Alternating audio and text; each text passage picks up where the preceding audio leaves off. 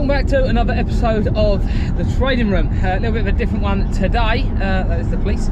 We are out in the Rari for the first time. I've got some business to go and do from an unexpected trip. So we're going to go and do that and see how we get on. What we're talking about in today's episode is assets and the type of business you have. From our experience of already having a service-based business, and then compare it to the trading business and the assets you have in the business which you can use and obviously enjoy.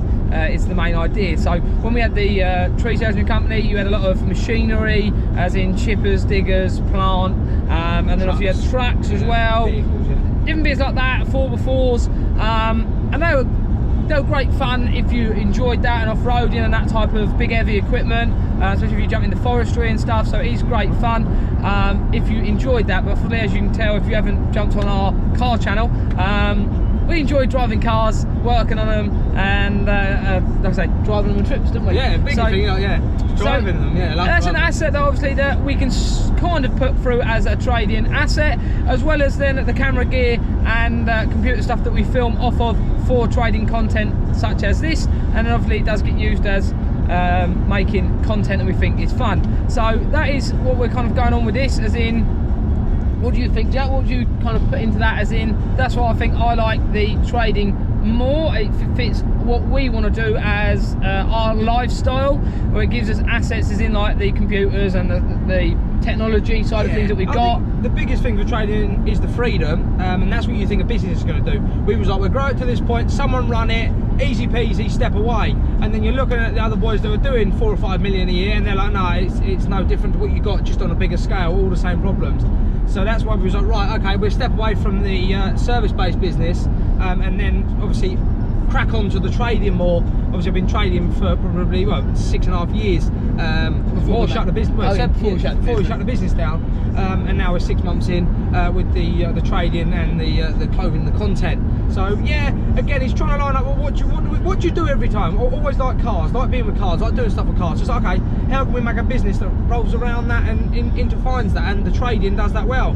The cars are good. We can put parts of it through the business, or again through the content, but also then the trading allows us to buy the cars, because we put money in towards funded accounts, and the funded accounts are what we trade to pay for the cars, or vice versa. If you've got the capital for the cars, the 100 grand or whatever you're going to put into them, you can then put that in the trading account, trade that, and the monthly returns from that will pay for your car. So or the asset you're after. You make it work with each other. Well, obviously on the other company we had obviously assets, and some of them were pretty expensive, but they were never thrilling to us to take them to shows, to go and do any shows with the company. We never, there was one local one that we was going to do just because it was literally like 2 miles away, and we never did that anyway. Just because either it never worked out, or we just wasn't that bothered to it. We will do that, and then you half-hearted it, where with the cars we're not half-hearted, we're in it, we're wanting to make content, we're there doing shows, we're setting stuff up, we want to do road trips. So yeah, it's for us, the trading definitely suited our lifestyle, and that's something that I wish we looked at beforehand, because we had both in our hand, and we could have chose one. We would have never done the business, and we just pushed on the trading. Yeah, which would have been further on that. Obviously, we got knowledge now that we previously didn't have while running the service-based business, which will help us in this business, because they've all got similar features as they go along. But yeah, for us, it just helps us, and it's nice to have the assets that we got, which is the idea without having fun with them, isn't it?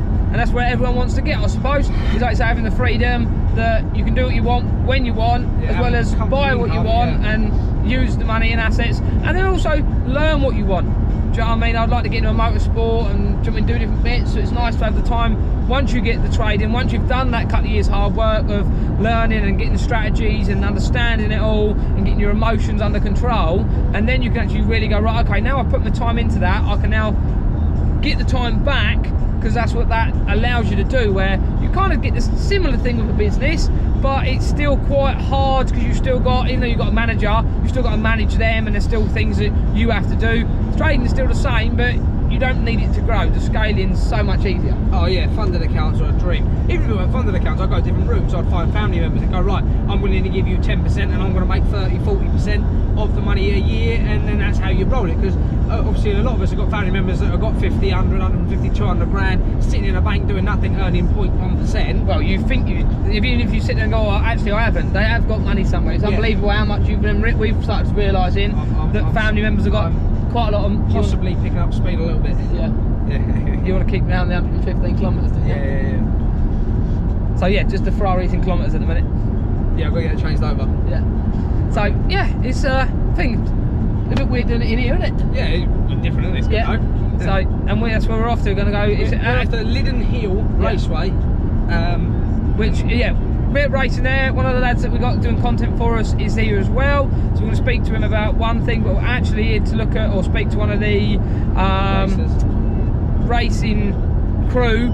The owner of that, he wants to speak some bits. Ollie and yeah, if we can get in, like I said, we just want to understand from Ollie's point of view. He's running a big team and got the trucks and doing a couple of $100 grand a year on the kit. It's like, okay, what hurdles are we going to find if Sam wants to start that and do that, and where should we start? Yeah. And it was like, well, don't start straight in as we are. Start a lower class and work your way up, and one, see if you enjoy it, and two, see if you're any good at it. So yeah, the biggest thing was going there. His dad's thinking about talking about investing, wasn't he? He could do in time, but that's not what we're after. We're after there just to see what the setup's like and what is our experience would be if we want to get in motorsport in the future or shortly or whenever we do that, and what sort of funds that's going to take. So okay, right, let's think in our heads. Right, that's going to cost £100,000 a year to have a setup, run it all, have the mechanics, that sort of stuff. He's like, right, okay, Sam, well, what do we need to do in place? Right, we need 2 funded accounts, and they will run at this percent and make that much, and we can go from there. So yeah, it's just trying to work out. Set your benchmarks, isn't it? And then like they say, exactly what we're talking about. It's a Monday. I know it's bank holiday, but it's still a Monday to us. We've stood up at 5 and do what I do, M2, and we got everything done this morning. We went to the gym. We've literally just finished the gym. Jumped back in this. Big leg session. And oh yeah, horrible. Yeah. And now we're going down here, so we can do that, go back, and then we'll see a few family members later on the day, because it is obviously Bank Holiday Monday at Easter, and then we still had a productive day, which gives you the freedom, which is nice. So that's that on assets. Anything else you want to cover off, Jack, from this week? Trades, anything like that? We had I ended Friday Euro NZD. That happened just pull a little bit further through the 4 hour 50, took us out at a 1% loss. But we are back in that trade. I ended that again this morning because price had then pushed back off the 4 hour 50, so it didn't actually close below the 4 hour 50. It just spiked through, picked us back up, and then it's created just 1 hour. Like, it just pushed through. It's now pushed back up and pulled back. A big wick. And it's created a 1 hour inverted head and shoulders on the daily inverted head and shoulders. So we got back in on that trade. Not sure what that's done. Didn't check it after, but we can check it when we get back in. Yeah. So see how we get on for that. Yeah. It's gonna be a quiet Monday, but hope everyone enjoys your Easter bank holiday. Yeah. And, or did. And you should be grafting. Yeah, you should be getting after it. Yeah. So we will see you in the community or next week. Yeah. I'm gonna set my my cruise control actually. Yeah. Right. See you next week. Where we turn this on.